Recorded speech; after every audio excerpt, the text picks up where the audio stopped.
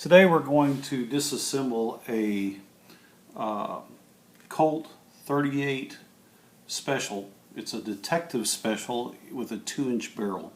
Now the instructions I'm going to go over will work for the Army Special, the Banker Special, the Detective Special, the Official Police, the Officer's Model Match, the Officer's Model Target, the Police Positive Special, and the Police Positive Target, and the Shooting Master. So there's a bunch of firearms that this frame has been used for, and the instructions are the same for each. The first thing you need to do is make sure that it is empty.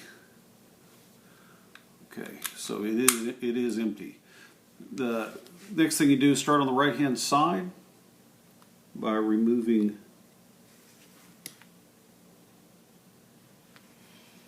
this screw right here.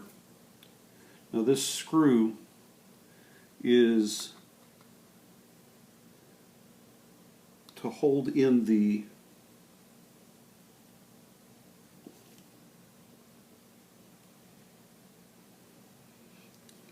this is the, oh man, it's tight.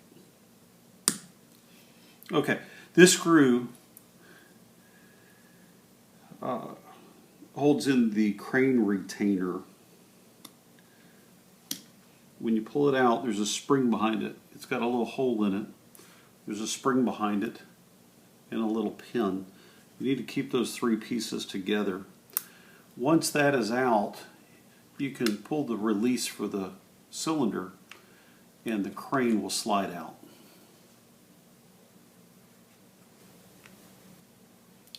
This is the ejector rod head. That needs to be removed. Now these are usually on very tight. Now what I'd normally do is you can use a soft pair of pliers. You can use a leather padded set of pliers. I usually just use banker's tape, painter's tape, the blue tape. Doesn't hurt the finish, and it'll allow you to grip onto that with some normal pliers. Okay, so you need to turn this counterclockwise.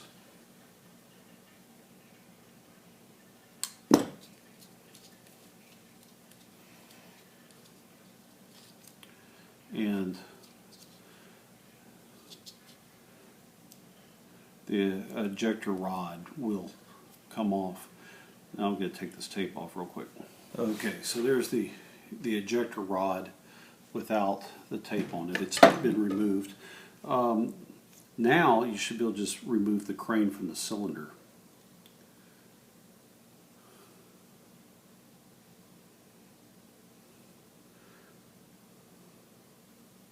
Now this is called the ratchet. It just slides off the back.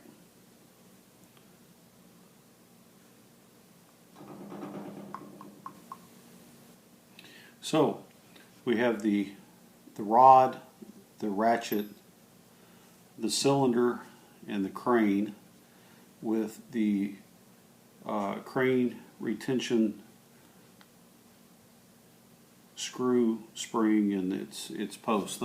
So all those parts are disassembled. Now we're down to the frame. I'm going to go ahead and remove the grip. There's only one screw holding the grip on.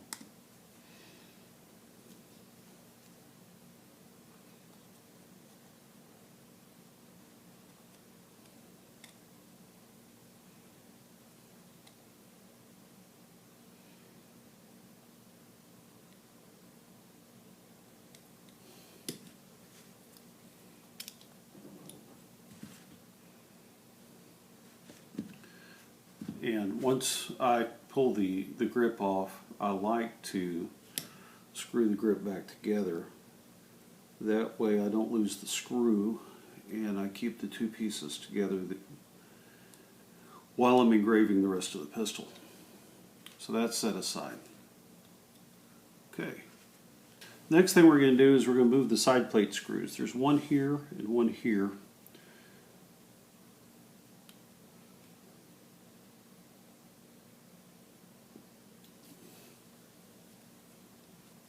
be careful not to scratch your side plates.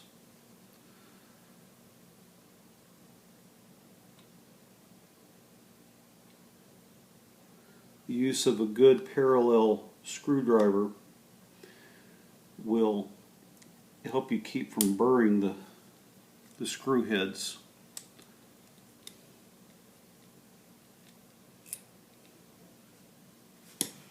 So now the faceplate is unscrewed. Usually they're on there pretty tight, so you need to get up under it to lift it. Okay, the cylinder release or the cylinder latch thumb piece can be pulled out at this point. Behind it there is a spring. Don't lose that spring.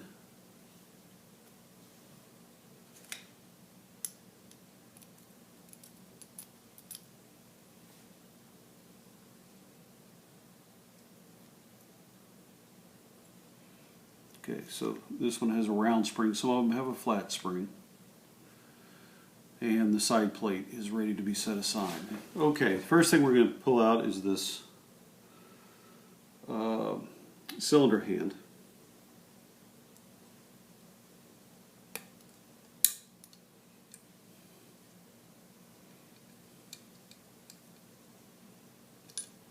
I'm using these in an attempt to let you see some things a little bit better. Okay, this mainspring, I'm going to pull the mainspring out.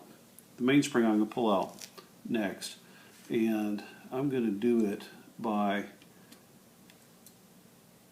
squeezing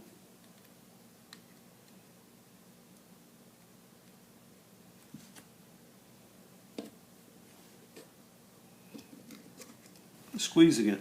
These hooks hook onto the hammer stirrup, so you need to be able to squeeze it to get it off the hammer stirrup. Set that aside. Next piece I'm going to pull out is this bar here. Okay, so the next thing I'm going to remove is I'm going to pull out the rebound lever pin by drifting it out. So you need to take a little punch. So we're going to drift the pin out so we can get the rebound lever out. And the little pin pops out. Set it aside.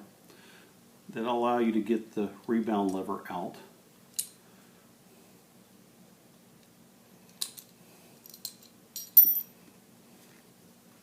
Set that aside. Okay. Next piece we're going to pull out is the hammer. It lifts straight out. And the next piece is going to be the trigger.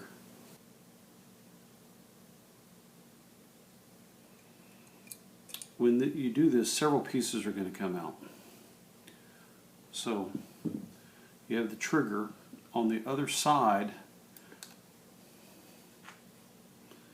This piece has a small hole in the end of it, and it slips over a pin on the trigger. So you have to slide it and pull it up. That separates the two. Same thing on the other side. This piece will slide into a hole. Okay. Cylinder post slides straight back.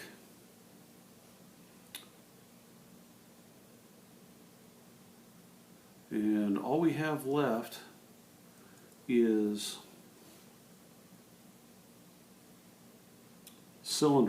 the cylinder latch. The cylinder latch is right here, and it's what locks into these spots on the cylinder, okay? And it is held in with a screw right there. So we're going to pull that screw out. Now be careful when you do this. There's a little tiny spring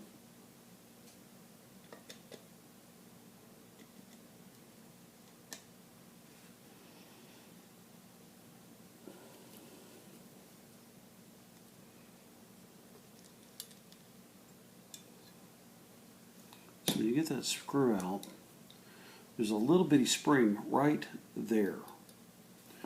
Don't lose that spring.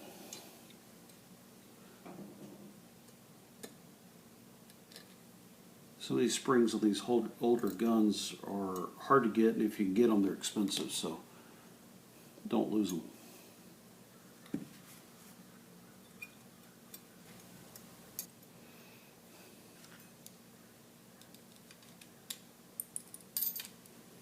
There went the spring.